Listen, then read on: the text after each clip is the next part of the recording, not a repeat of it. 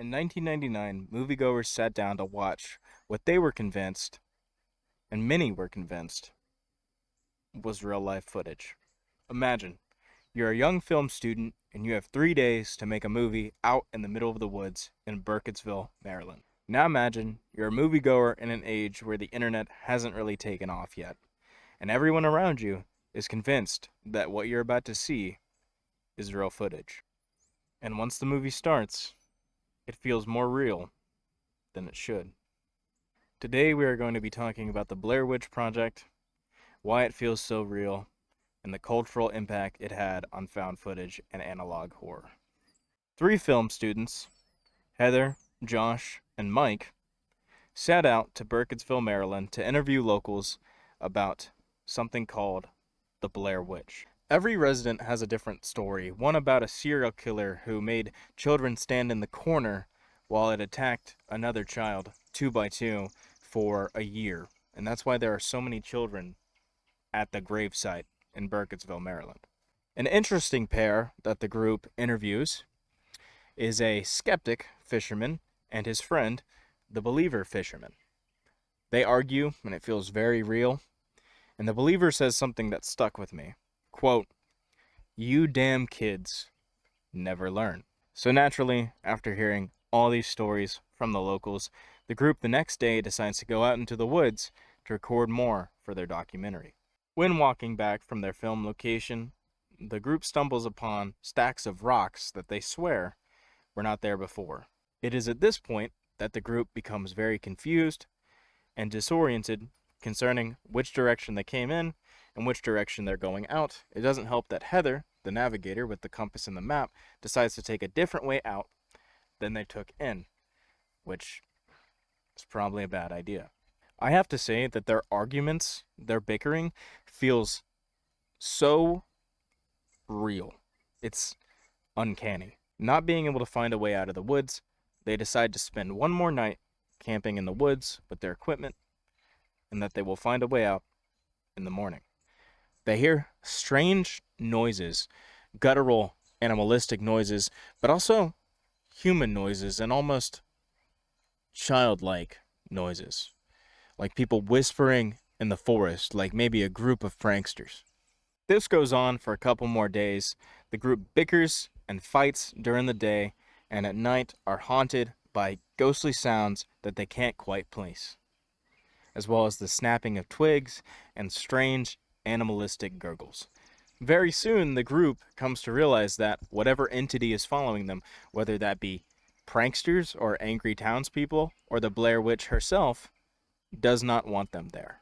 People both in the film and in real life debate whether or not the Blair Witch is even real. I'm going to get into my theory about that here in a minute. Something weird I noticed that I just wanted to point out is, like, I think the second or third morning, they try a direction and it doesn't work out and they say, okay, we'll just keep going south. And they actually head towards the sunrise, which would be east. And I don't know if that was a movie problem or like a character problem, like if the characters messed up. And that sort of thing is what makes this movie so wonderful, because you have room to speculate and even like potential like film mishaps could just be on the characters, because this is a movie about being lost in the woods. They're being hunted and haunted, but they wouldn't be hunted and haunted if they didn't get lost in the woods. These nightly occurrences are causing the group to get very little sleep, and they're getting worse and worse until they eventually escalate to a full-on attack. Voices of children and hands swarm the tent, causing the group to panic and run out into the night, where they spend the night freezing cold away from their stuff. They have to spend the whole night out there and go back to their stuff in the morning. I'm coming! My boots aren't laced! Oh my god, what the fuck is that? What the fuck is that? Turn that light off. Turn that light off. Turn it off, Josh. When they arrive back at the campsite in the morning, Josh's stuff is gone or covered in this mysterious like black gel goop, kind of like a ectoplasm or something. And the following night, Josh is asleep in the tent, and then that morning, he's nowhere to be found. Something I've neglected to mention up until now is that each night the entity mimics the other's voices. The first couple nights it tries to mimic Heather, where Heather would say something like, hello, and you'd get these strange guttural approximations of hello. There's also whispers in the woods, but they're always unintelligible. And it tries to copy Josh the night before he goes missing. This leads to Mike and Heather eventually, one night, encountering Josh's screams for help in the darkness. When Mike calls out to Josh in the darkness, Josh only replies with, help me, please somebody, help me. And Mike is convinced, or at least tries to convince Heather, that that wasn't really Josh. This is classic skinwalker or mimic horror, way before any of that was mainstream, all the way back in 1999. In the last few moments of the film, we see Heather descending the staircase, looking at Mike, who is facing away in the corner, before she is attacked by something off screen, and the movie ends. No jump scares, no seeing the witch. The movie just ends. And that feeling of dread hangs over you. This movie sparked a rush of found footage films. And it wasn't the first found footage film by any means, but the way it presents itself, the way the conversations between the characters and the horror off into the woods, the way it's filmed and shot, it feels so real. It feels like something we were never meant to see. And if you showed me the majority of scenes from this movie and I didn't know what found footage horror was, I genuinely believe it was real. And general audiences at the time went through that.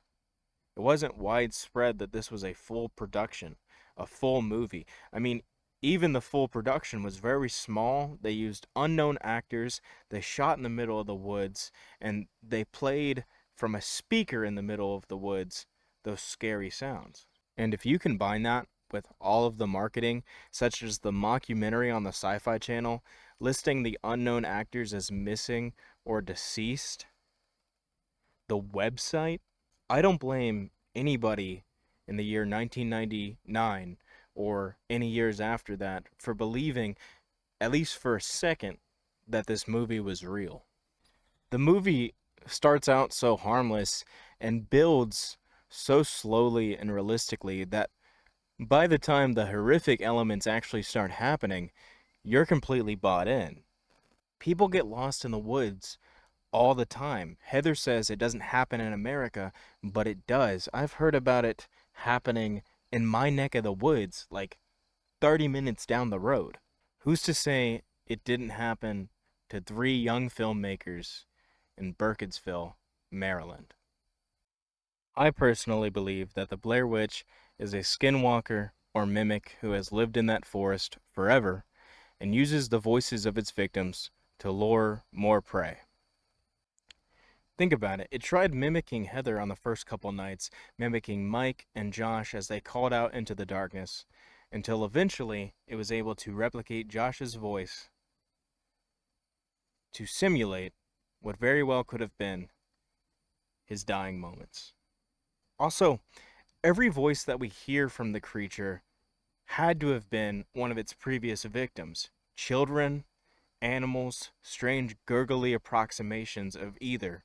Everyone we hear could have been a victim of the Blair Witch. Or maybe it's just the legend and the forest working to create a maze, an unscapable trap for those who are foolish enough to enter into it. Perhaps there is no witch, and two men, freezing, scared, and hungry, decided to take revenge on the person who led them out there for her arrogance. I insisted on everything. I insisted that we weren't lost. I insisted that we keep going. I insisted that we walk south. Everything had to be my way. And this is where we've ended up. And it's all because of me that we're here now. Hungry, and cold, and hunted.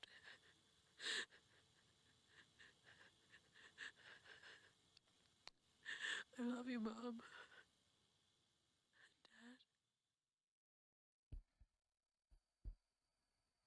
And after all that, I just want to say thank you for watching. Thank you for watching to the end of the video, and I really appreciate it. Bye.